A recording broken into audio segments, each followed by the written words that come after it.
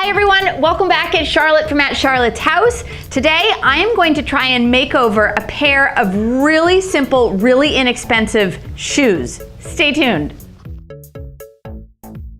What I liked about them is that they were super cheap. They were, I think, $4.99 for the pair. They appear to be cotton, so I was confident that I could do something to bring in some color. And I like this style. So those are three things I was interested in.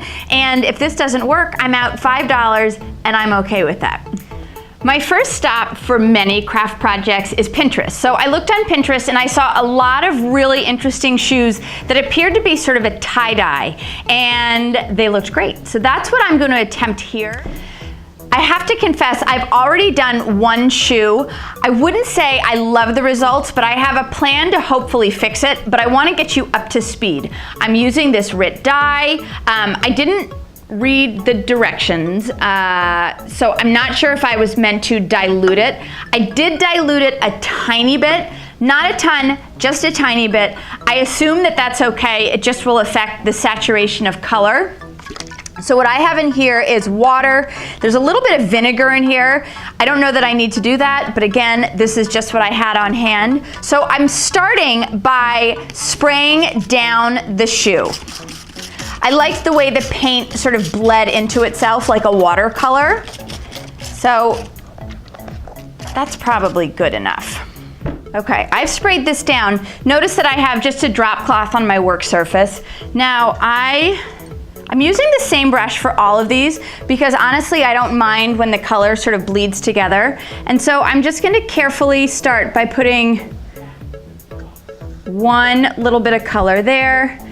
And then I'm just sort of watching the effect of that paint kind of bleeding into the fabric.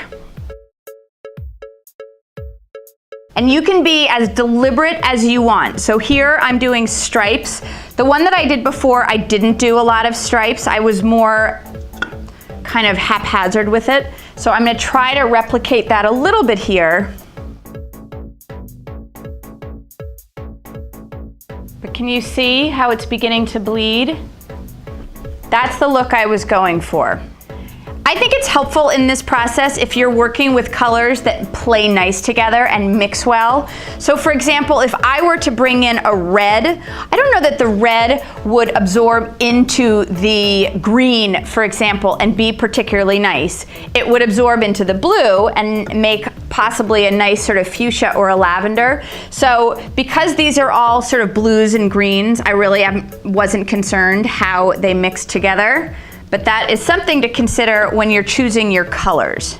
So I'm gonna let this dry, and then I'm gonna come back to it, and I'm gonna try the next part of my plan.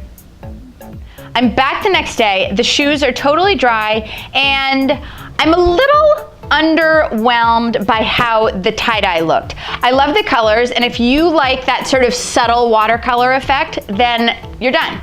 That's great. I wanted to add a little bit more detail. Again, these shoes were $5, $4, so it's worth it to me just to try. So I have this fabric pen. This was one of those ideas that I saw when I was going through Pinterest, and I think I can pull it off. I'm just gonna use my pen, and I'm gonna add some details to the front of the shoe, and wish me luck.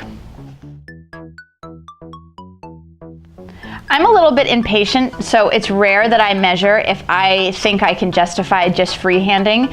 So what I'm doing is I'm eyeballing where a straight line would be across the, I don't know, the toe of the shoe, and then I'm gonna work from this straight line towards the toe and then towards the arch. I don't know if that makes sense, but you can kind of see what I'm doing here. And I'm going in and I'm just doing one of my favorite kind of mud cloth designs. I'm honestly not sure how much of the shoe I'm going to cover. Probably the whole shoe, but maybe I actually will do just the toe of the shoe, this top portion. So here we go.